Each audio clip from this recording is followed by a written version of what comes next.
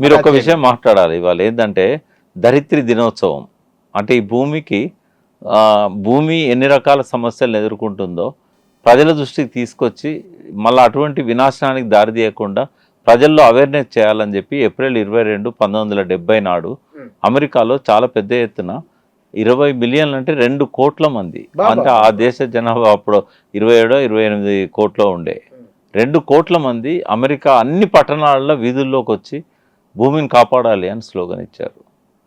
ఒకే ఒక్క సైంటిస్ట్ 69లో ఇది విషయాన్ని ఐక్యరాజ్య సమితి దృష్టికి తీసుకుపోయాడు. తీసుకుపోతే వాళ్ళు అది కాల్ ఇచ్చారు ఈ భూమిని కాపాడాలి అని.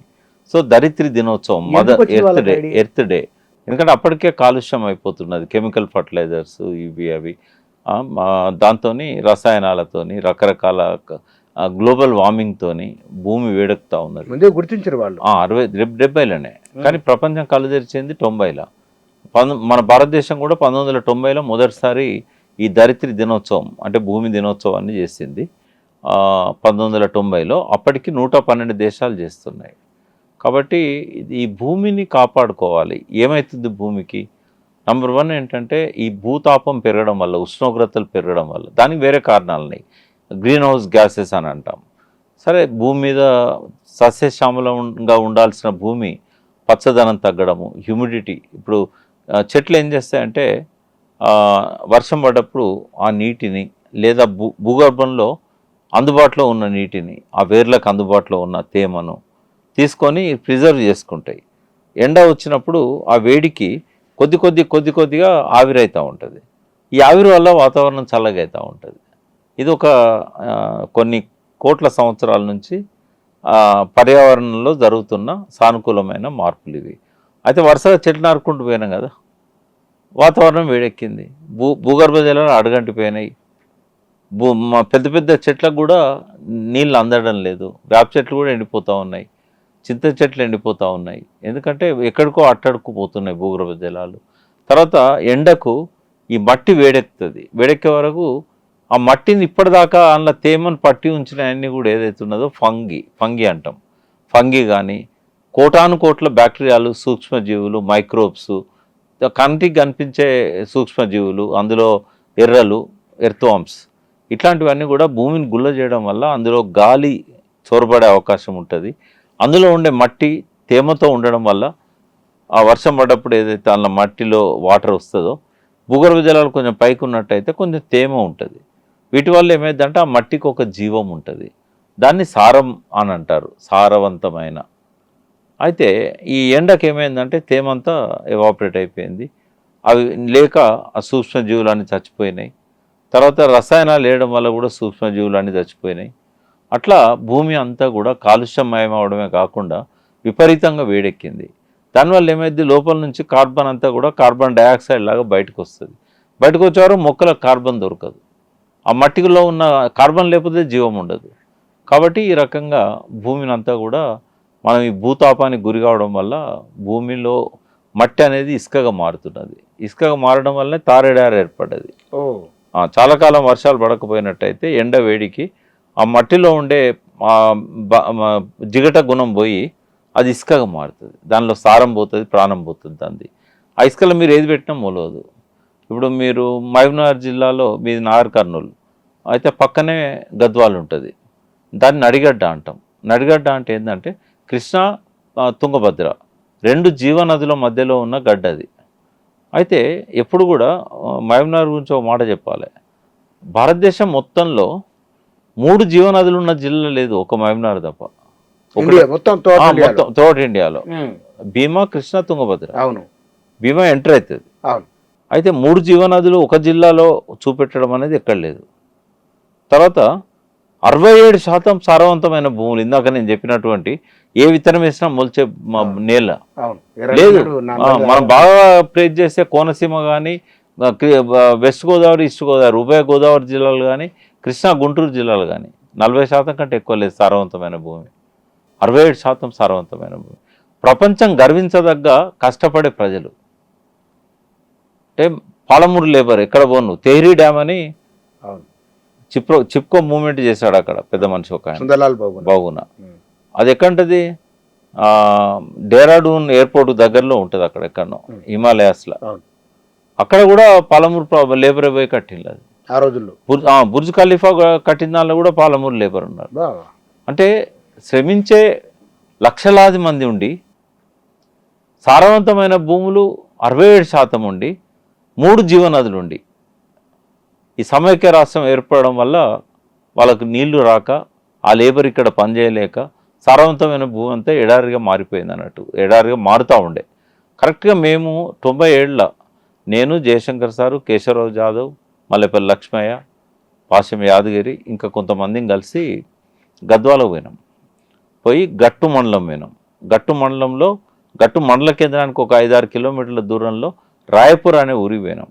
రాయపుర అనే ఊరికి పోతే ఆడ మొత్తం ఎడారి ఛాయలు ఉండడమే కాక ఎక్కడ చూసినా కూడా ఇసుక తుఫాన్లు వచ్చినట్టుగా మేము జీబులో పోతుంటే ఇసుక అంతా గాలికి కొట్టుకొచ్చి మా కళ్ళల్లో పడతా ఉన్నది. ఆడ చూస్తే ఈ బ్రహ్మజముడి చెట్లు కనబడ్డాయి.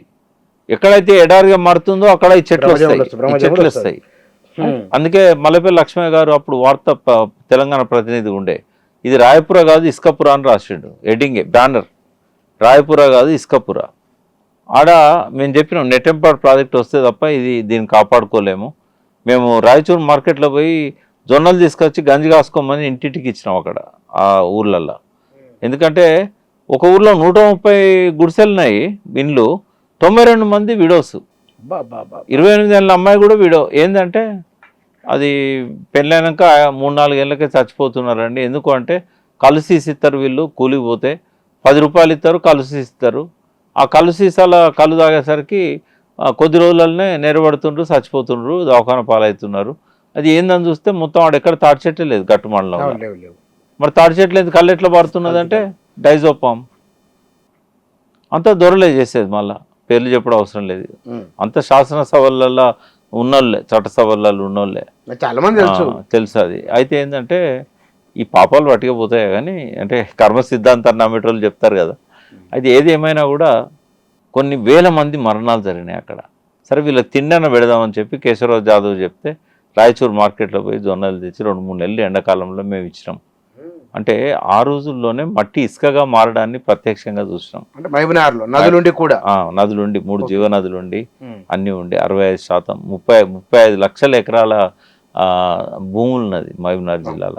అన్ని తెలంగాణలో అన్ని జిల్లాల కంటే ఎక్కువ సంపదవంతమైంది. అందుకే నాకు తృప్తి అనిపిస్తుంది. ఏంటంటే సరే ఇప్పటి సినిమాల్లో మంచి పాటలు లేవని మనం ఏం చేస్తాం, పాత గుండమ్మ కథ ఇట్లాంటి మళ్ళీ చూస్తూ ఉంటాం, ఆ పాటలు పెట్టుకుని నిద్రపోతూ ఉంటాం.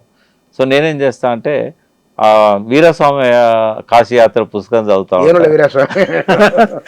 ఏనుగుల వీరస్వామయ్య గారు శ్రీశైలం నల్లమల నుంచి అచ్చంపేట మీదకి వెళ్ళి కల్వకుర్తి మీదకి వెళ్ళి హైదరాబాద్కి వచ్చేటప్పుడు మహబూబ్నగర్ ఎంత గొప్పగా ఉన్నదో రాశాడు. ఎక్కడ చూసినా కూడా దట్టమైన అడవి, ఎక్కడ చూసినా జలాశయాలు, చాలా సుందరమైన ప్రాంతం ఇది. ఎంత బాగా ఆనందం చెందిండో ఆయన. 1829 అంటే దాదాపు 200 సంవత్సరాల కింద. అంటే ఒకప్పటి మన పాలమూరు జిల్లా ఇట్లుందా? పాలు పెరుగు, పాల మూరు అంటే పెరుగు. అంటే ఎక్కడెక్కడి నుంచో రాయలసీమ ప్రాంతం నుంచి, రాయచూరు గంగావతి ప్రాంతాల నుంచి కూలీనాలు చేసుకోవడానికి ఇక్కడికి వచ్చిన వాళ్లకు అమ్మ సల్లబోయి అంటే ఆ పాలు పెరుగు 2 ఉచితంగా ప్రజలకు పంచిన జిల్లా అది. ఇలా పాడిపోయింది, పంట పోయింది. తెలంగాణ వచ్చినాక మారింది, కొంచెం మారింది. మళ్ళీ వలసలు రిటర్న్ అయినాయి. వలస పోయిన మనుషులే కాకుండా పక్షులు కూడా రిటర్న్ వచ్చినాయి. జరిగిన మార్పు ఉన్నది. దరిద్ర దినోత్సవం సందర్భంగా మీకు మహబూబ్నగర్ ఒక ఎగ్జాంపుల్. కేసీఆర్ అది ఒకటే కాదు, కేసీఆర్ గారి ప్రాజెక్టులన్నీ పూర్తి చేసిన తర్వాత 8 లక్షల ఎకరాలకు నీళ్ళు ఇచ్చినాక నేను చైర్మన్గా ఉన్నప్పుడే సెస్తోని centre for economic and social sciences పంజాగుట్లో ఉంది కదా, వాళ్ళకి 15 లక్షలు ఇచ్చి సర్వే చేయించినాం మేము. ప్రజల జీవన విధానంలో వచ్చిన మార్పులు ఏంటి అనేది ఆ సర్వేను పత్రికలు కూడా బహిరంగంగా ప్రకటించినాయి. ఎంతో మార్పు వచ్చింది. వాళ్ళు చెప్పుకోవడంలో విఫలమైనలు, లేకపోతే మహబూబ్నగర్లో ఒక్క సీటు కూడా ఓడిపోవడానికి లేకుండే. చేసిన పని చెప్పుకోవడంలో విఫలమే. ఏదేమైనా భూమిని కాపాడుకోకపోతే మనకు బతుకులేదు. ఒక భయంకరమైన ఫ్యాక్ట్ నీకు చెప్పబోతున్నా. 10 లక్షల మంది చేపలు పట్టే వాళ్ళు ఉన్న ప్రాంతం మనది. నీళ్లు కనుక ఇంకొక 3 డిగ్రీలు వేడెక్కినట్టయితే, 3 డిగ్రీల సెంటీగ్రేడ్ వేడెక్కినట్టయితే ఒక్క చేప బతుకది. ఇదివరకు కాలుష్యం వల్ల చేపలన్నీ చచ్చిపోయి పైకి తేలినాయి. ఇప్పుడు ఎండ వేడికి జలచరాలు అన్నీ చచ్చిపోతాయి. అయ్యో మనం జీవావరణ దెబ్బతినిపోతుంది మరి. కంప్లీట్ మా బయోడైవర్సిటీ మొత్తం చచ్చిపోతుంది. 1 డిగ్రీ పెరగడానికి 10 సంవత్సరాల కంటే ఎక్కువ పడతలేదు ఇప్పుడు, ఓన్లీ 10 years 1 డిగ్రీ సెంటిగ్రేడ్ పెరగడానికి. ఇంతకుముందు 100 సంవత్సరాలు పట్టేది, 100 ఏళ్ళు. ఇప్పుడు ఓన్లీ 10 years.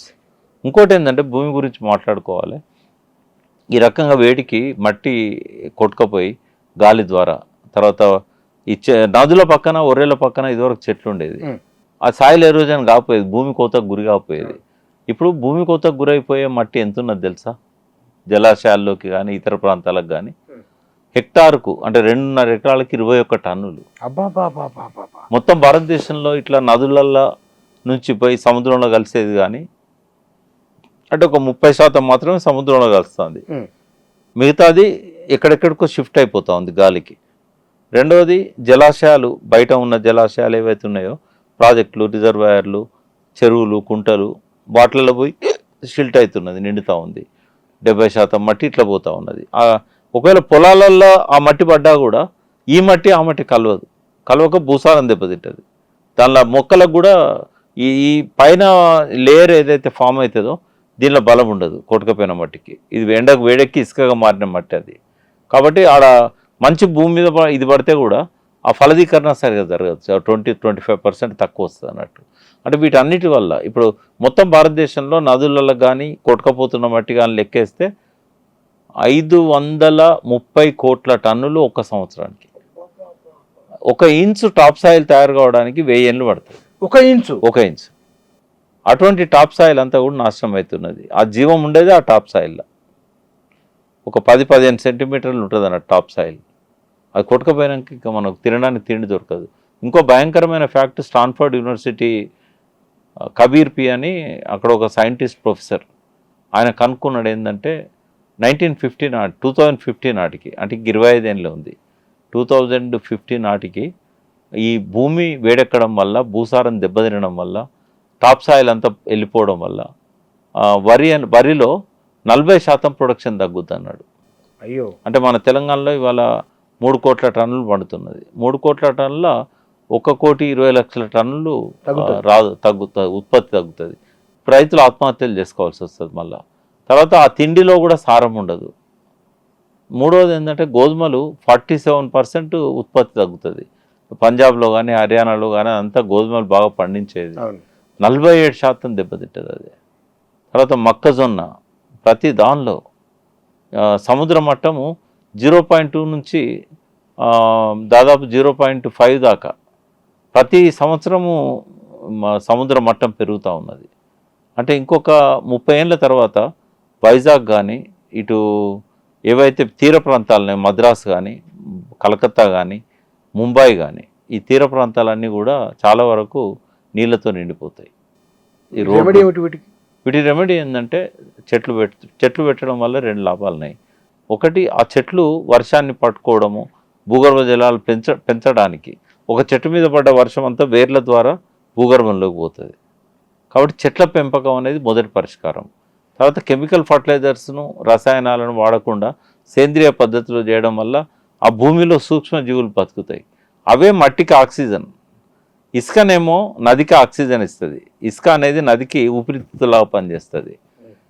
ఇది మట్టి ఫంగస్, మన శరీరంలో ఫంగస్ ఉంటుంది. ఫంగి అంతా కూడా చెడ్డది కాదు, బ్యాక్టీరియా అంతా కూడా చెడ్డది కాదు, అలా కొద్ది శాతం మాత్రమే చెడ్డది, మిగతాదంతా మంచిది. ఇప్పుడు మన కడుపులో ఫంగి లేకపోతే బతకం, భూమిలో ఫంగి లేకపోతే బతకది. ఎందుకంటే వేర్లన్నిట్లా స్ప్రెడ్ అయి ఉంటాయి కదా, ఆ వేర్ల మీద ఫంగి ఉంటుంది. ఆ ఫంగి మట్టిని పట్టుకొని ఉంటుంది, సాయిల్ ఎరోజన్ కాకుండా దానికి తేమనిచ్చి అలా సూక్ష్మజీవులకు ఇట్లా ఇదంతా ఒక జీవన విధానం మొత్తం విధ్వంసమైంది.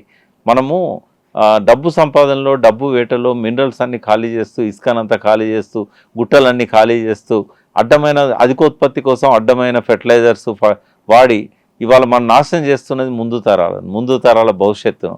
నా భయం అంతా ఏంటంటే, మా మనవడికి నేను డబ్బులు చెప్పినా పర్వాలేదు, వాడు ఏదో ఎట్లా బతుకుతాడు, కానీ వాడికి పుట్టే పిల్లలు ఇక్కడ బతకలేని పరిస్థితిని మనం క్రియేట్ చేస్తున్నాం.